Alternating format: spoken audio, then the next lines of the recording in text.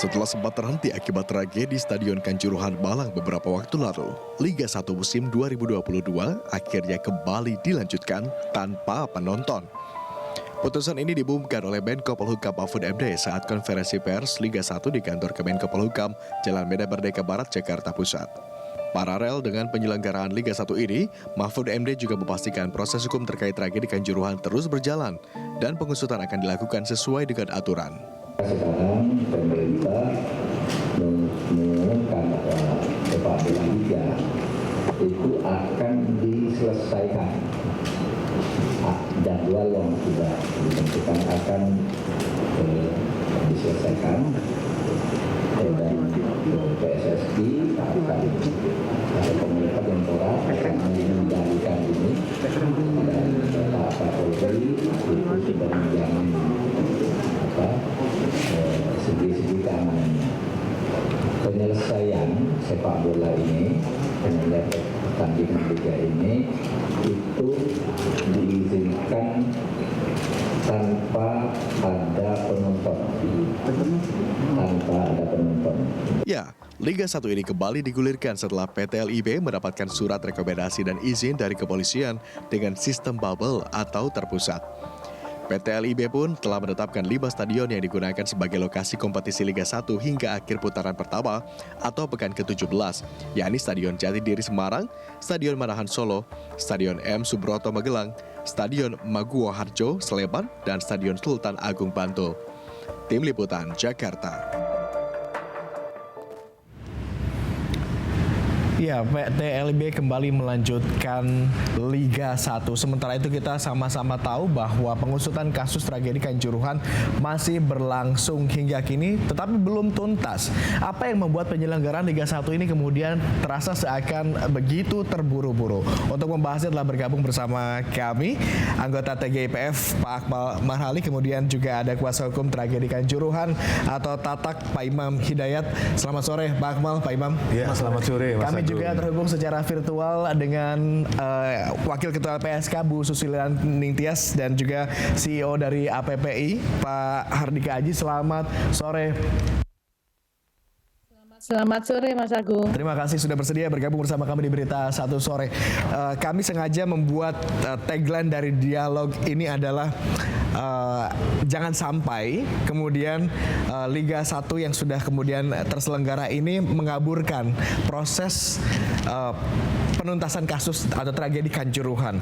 Saya mau ke Pak Akmal terlebih dulu, anggota TGIPF. Mohon maaf, pertama kita harus perbaharui atribusinya, bukan lagi anggota pensiunan TGIPF tetapi pensiunan ya, karena sudah ditutup 4 November kemarin. Betul.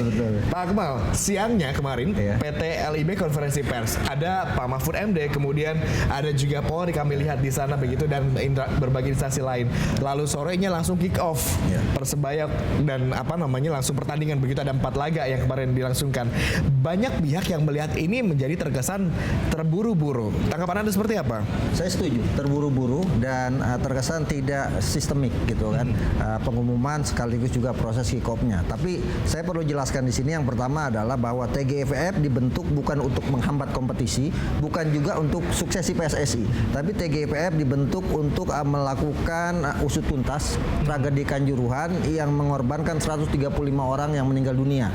Karena itu TGIPF bekerja berdasarkan Kepres nomor 19 tahun 2022 dengan rentang waktu 1 bulan, 4 Oktober diangkat, 4 November selesai, tapi TGIPF demi untuk keberlangsungan kompetisi dan demi pengusutan ini bisa cepat dilakukan, menyelesaikan tugasnya pada 14 Oktober 2022 dan menyerahkan semua laporan. Oke, Anda tadi sempat menyinggung masalah bahwa ini tampak tidak sistemik begitu kan, karena terburu-buru dan tidak sistemik, bahkan selang waktunya mungkin hanya ada hitungan jam saja begitu dari pada saat konferensi pers sampai akhirnya tiba-tiba kick off, laga berlangsung di 4 titik.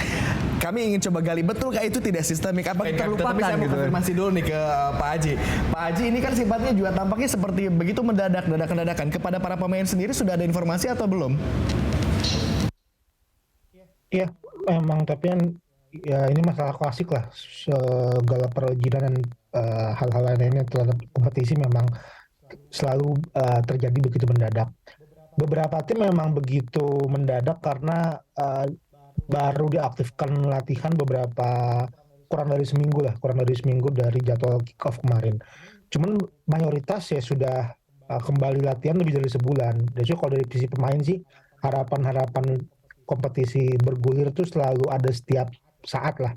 Bahkan memang kebutuhan pemain sebelum adanya kepastian liga berjalan atau bahkan adanya pergantian pengurus DLIB, ini liga jalan atau enggak tahun ini. Bahkan mereka sudah mempertanyakan itu dan jawaban-jawaban yang mereka dapat jalan tapi menunggu A, B, C. Nah, sistem yang memang selalu mendadak ini kan memang selalu berlanjut. Cuman memang menjadi poin adalah yang kita hadapin untuk sistem bubble dan tanpa penonton ini kan memang infonya sementara, bukan infonya ya. Jadi format ini kan hanya sementara sampai di bulan Desember. Ini bisa jadi turning point untuk ke depan bahwa jika memang kompetisi ingin dikembalikan dengan sistem yang sebagaimana mestinya, syarat-syarat tadi untuk bisa dilakukan dari sekarang gitu. Jangan lagi ada hal-hal yang sifatnya mendadak. Karena kan memang plan yang dibuat LIB kan yang diinfokan di Januari sudah home away seperti biasa.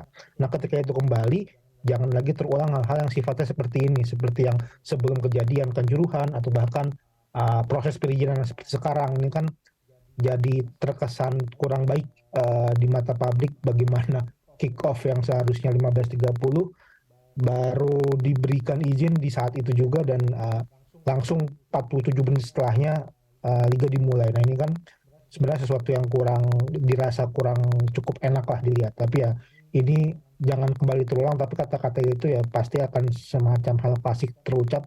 Tapi bisa jadi yang pemegang perizinan inilah untuk menjadi verifikator yang ulung, verifikator yang memang cukup cekatan lebih baik lagi sehingga hal-hal yang diharapkan negatif terjadi tidak terulang. Kami concern adalah khawatirnya para pemainnya kaget begitu ya.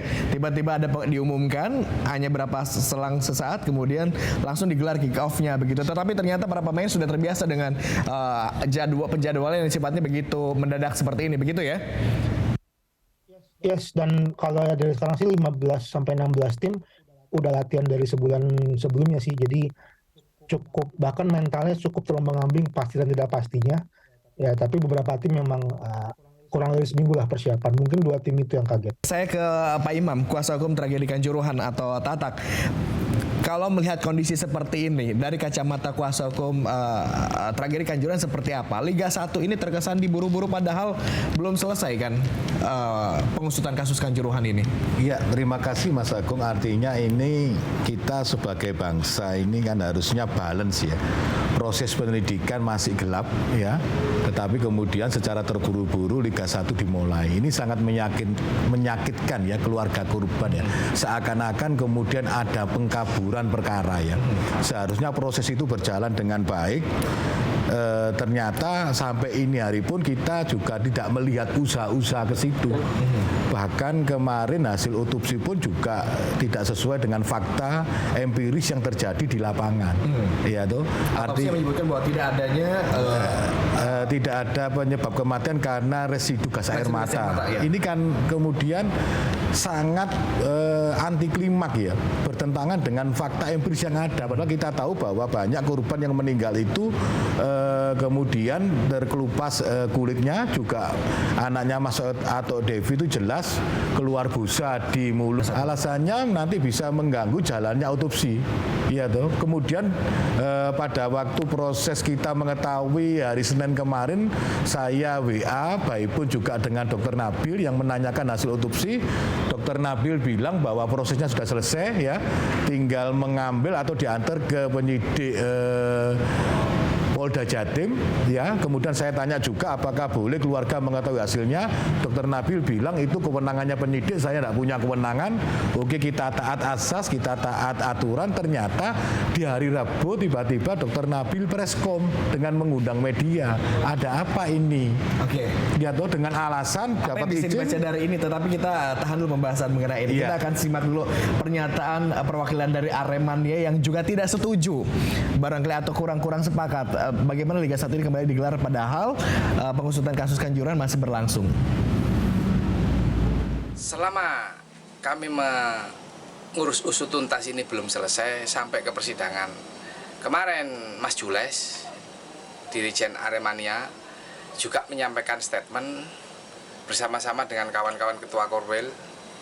Dia menyatakan bahwa kalau Aremania ada yang mau mendukung pertandingan lanjutan Liga 1 ini. Kalau tidak salah sampai ke pekan 17 kalau tidak salah ini sistem bubble ini. Silakan. Tapi kami yang berposko di TGA yang sedang dipercaya oleh keluarga korban dan keluarga korban yang meninggal dunia, kami tidak akan mendukung liga ini berjalan sampai ke pekan 17. Karena apa? Sampai hari ini pun belum ada penetapan yang resmi kapan tersangka akan disidangkan, kapan tersangka akan ini itu. Kami tetap prihatin. Ya, saya mau ke Bu Susi dari LPSK. Bu Susi, sebagai lembaga penjamin pelindung para korban yang terlibat dalam insiden Kanjuruhan ini, bagaimana Anda melihat Liga 1 ini kembali digelar padahal pengusutan kasus Kanjuruhan masih berlangsung dan bahkan belum tuntas? Apakah ini kemudian melukai hati para korban?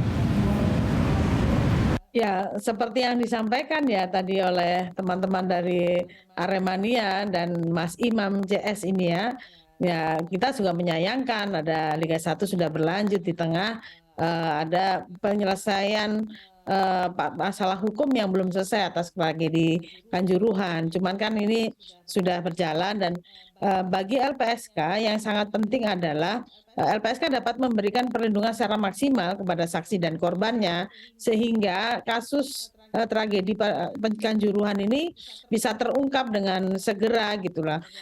Karena di sisi lain juga sepertinya ini masih jalan di tempat ya, terlepas dari sudah ada usaha ini itu, tapi kami melihat masih ada hal-hal yang perlu sebenarnya bisa dilakukan secara maksimal oleh penyidik gitu ya, tapi kok rasanya ini ya tidak ada perkembangan yang signifikan terhadap penyidikan untuk kasus tragedi Kanjuruhan ini. Anda melihat tidak ada perkembangan yang signifikan. Saya mau ke Pak Akmal. Pak Akmal, mengapa kalau begitu? Kenapa sih harus urgensinya harus segera dilangsungkan kembali Liga 1 ini dari kacamata Anda?